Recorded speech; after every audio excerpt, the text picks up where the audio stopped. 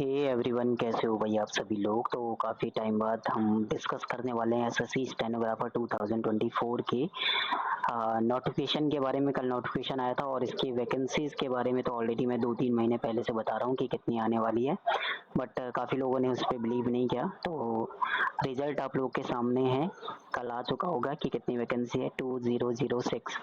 ये वैकेंसी बहुत ही बढ़िया है उन लोगों के लिए, खासकर जिनको लगता है कि ये लास्ट अटेम्प्ट है या जिनको लगता है कि चीज़ें इस बार सिलेक्शन हो जाएगा।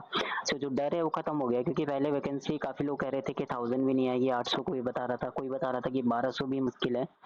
तो ऑलरेडी ये चीज़ें एनालिसिस करने के बाद काफ़ी पहले मैंने ऑलरेडी बता दिया था कि 2000-3000 के बीच में वैकेंसी आएंगी। और एक वीडियो नहीं, पता नहीं कि मैंने कितने वीडियो इसके ऊपर बना दिया था, बट एक पॉजिटिव माहौल को सेट करने के लिए, ताकि जो नेगेटिव ना हो माहौल। और ये चीज़ काफ़ी लोग जो नेगेटिव है वो नेगेटिव रहे भी उस बीच कि इतनी वैकेंसी नहीं आएगी, क्यों झूठी चीज़ें आप बता रहे हो। तो रिजल्ट आप लोगों के सामने, और जिन्होंने उस टाइम पे थोड़ा बहुत अपना माइंडसेट इस हिसाब से बनाया होगा कि 2000 प्लस वैकेंसी आएंगी उसके हिसाब से, तो उनके लिए गोल्डन अपॉर्चुनिटी है। अब हम डिस्कस कर लेते हैं यहाँ पे थोड़ा बहुत, बाकी सब चीज़ें आपको पता चल गया होगा। नोटिफिकेशन 26 जुलाई से स्टार्ट हो गया, तो 17 अगस्त ये डेट याद रखना। इससे पहले यानी 5-6 दिन पहले ही फॉर्म सबमिट कर लेना। लास्ट टाइम पे साइट बिजी जाती है, ठीक है। 18 अगस्त की फी आप यहाँ ऑनलाइन पे कर सकते हो, 18 अगस्त तक। 27 अगस्त से लेकर 28 अगस्त, यानी ये 2 दिन आपको दिए जाएंगे करेक्शन के लिए। कभी अगर साइन फोटो सही से नहीं हुआ क्लिक, या फिर साइन का या फिर नाम कुछ चेंज हो जाता है तो आप चेंज कर सकते हो, बट एक करेक्शन फी शायद इस बार इन्होंने रखा हुआ है। अक्टूबर नवंबर एग्जाम डेट है, तो आप एग्जाम डेट लेते हुए चलो 15 अक्टूबर। आफ्टर 15 ये एग्जाम होगा। जहाँ तक मुझे लग रहा है कि मिड अक्टूबर लास्ट या फिर नवंबर स्टार्टिंग तक ये पहुंचने के हाई चांसेस हैं। ऑलरेडी नोटिफिकेशन भी डिले, बाकी चीजें भी। कुछ दिक्कत होती तो टोल फ्री नंबर दिया हुआ है एसएससी ने, आप कॉल कर सकते हो, बट कॉल उठेगा नहीं क्योंकि कॉल बिजी जाता है उनका, ठीक है। तो इसलिए जो भी दिक्कत होगी तो आप कमेंट सेक्शन या फिर टेलीग्राम पे पूछ सकते हो। टेलीग्राम का लिंक डिस्क्रिप्शन में, ज्वाइन हो जाना, नहीं तो स्टडी विद प्रदीप सिंह करके सर्च करके भी आप ज्वाइन हो जाना। वैकेंसी ये जो दिख रहा है आपको 2006, ये बहुत बढ़िया वैकेंसी है, पर याद रखना कि ये 2006 में एक नाम कम से कम आपका इस बार आना चाहिए, ठीक है। ग्रेड सी अगर टारगेट कर रहे हो तो उनके लिए भी बढ़िया अपॉर्चुनिटी है, और ग्रेड डी अगर टारगेट कर रहे हो तो उनके लिए तो और बढ़िया अपॉर्चुनिटी है, जिनका 2023 मिस हो गया था। जबकि 2023 में 1200 वैकेंसी आने के बाद भी आपका 144 पे सिलेक्शन हो गया था। यहाँ तो आपका लगभग 2 टाइम्स वैकेंसी है, तो सोचो आपका कट ऑफ थोड़ा बहुत डिफरेंस दिखेगा आपको। जहाँ तक मुझे है कि 5 से 10 नंबर आपका कट ऑफ कम आ जाएगा, शायद हो सकता है 7 मार्क्स में अप्रॉक्स लेते हुए चल रहा हूँ कि 7 मार्क्स का डिफरेंस दिखेगा, यानी 135 to 140 सेफ स्कोर इस बार रहने वाला है, अगर PYQ लेवल का आपका पेपर आता है तो। बाकी लैब पे डिपेंड करता है, पेपर के लेवल पे, और कंपटीशन तो लगभग उतना ही है जितना लास्ट टाइम था, तो उतना कुछ तो यहाँ पे चेंजेस नहीं आएगा। बाकी चीज़ें क्या पता है यहाँ पे, बाकी चीज़ें तो आपको पता होंगी क्या चीज़ें। इंपॉर्टेंट चीज़ें वीडियो बनाने का पर्पज़ ये था कि ये एक गोल्डन अपॉर्चुनिटी है जो मिस नहीं करनी है। सेकंड चीज, आपकी जो डेट ऑफ बर्थ देखी जाएगी वो 8 अगस्त तक आपको 18 साल का हो जाना चाहिए, नहीं तो आपका मैक्सिमम है 30 ईयर्स ग्रेड सी के लिए।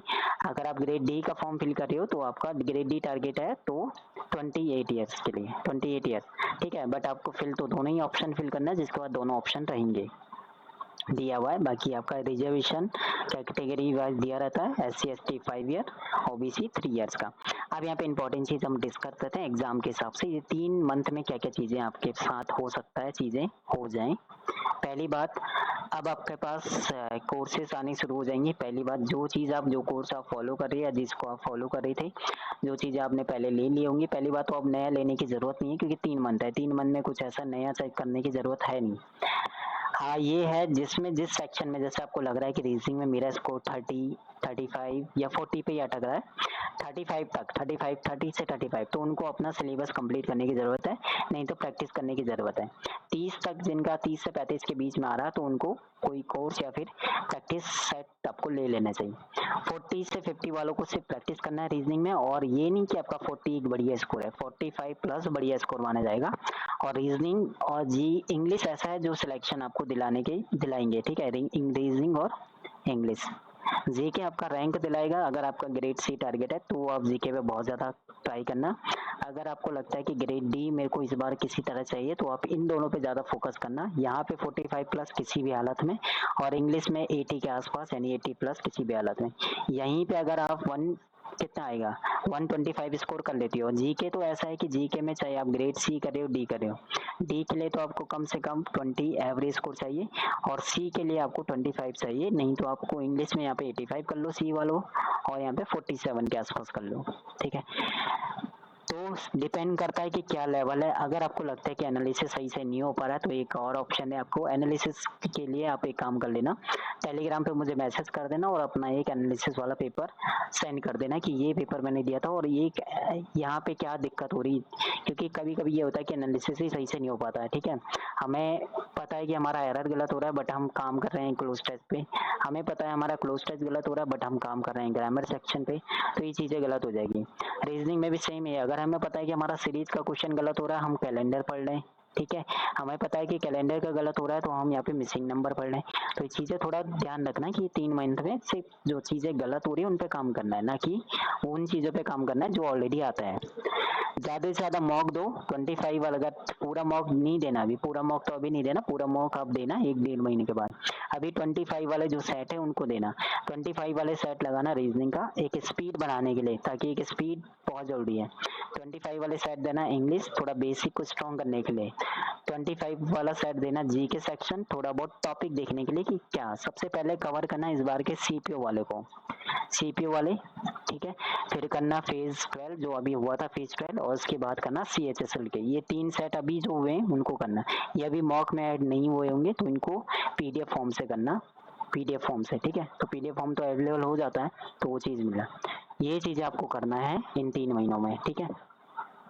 बाकी जो भी डाउट होगा कमेंट सेक्शन में पूछ लेना, और सेकंड चीज टेलीग्राम ग्रुप ज्वाइन करना। हो सकता है कि ज़्यादा ही चीज़ें दिक्कत आ रही तो टेलीग्राम पे भी आप पूछ सकते हो मैसेज करके, नहीं तो अगर ज़्यादा ही इमरजेंसी होता है तो कॉल करके भी आप डिस्कस कर लेना, ठीक है।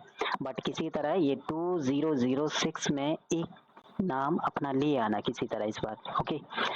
अपनी तरफ से मैं जो जो कोशिश कर सकता हूँ वो चीज़ें करने की कोशिश करूंगा, बट मेरा भी थोड़ा बहुत कुछ अभी टारगेट है अपना अलग, तो उससे जितना टाइम बचेगा बाकी चीज़ें मैं कर लूंगा। अब यहाँ पे वॉइस का बताना कि वॉइस का सबसे बड़ा दिक्कत हो रही है जिस वजह से वीडियो नहीं आ पा रही थी। अगर इतने वॉइस में आप कंफर्टेबल हो तो फिर मैं चीज़ें स्टार्ट कर दूंगा, नहीं तो थोड़ा बहुत मुझे वॉइस के लिए थोड़ा बहुत देखना पड़ेगा, क्योंकि अभी माइक काम नहीं कर रहा है इस पर, ठीक है। कभी रिकॉर्ड नहीं कर रहा है, कभी रिकॉर्ड हो रहा है, तो वो चीज़ें दिक्कत हो जाती है। तो बाकी ग्रुप ज्वाइन कर लेना टेलीग्राम ग्रुप। सेकंड चीज़ कोई क्वेश्चन होता है टेलीग्राम कमेंट सेक्शन में पूछ सकते हो, और थर्ड आपका जो भी डाउट होता है वो भी चीज़ें आप कमेंट में पूछ सकते हो, नहीं तो टेलीग्राम ग्रुप पे। ओके, शुक्रिया, टेक केयर, बाय बाय।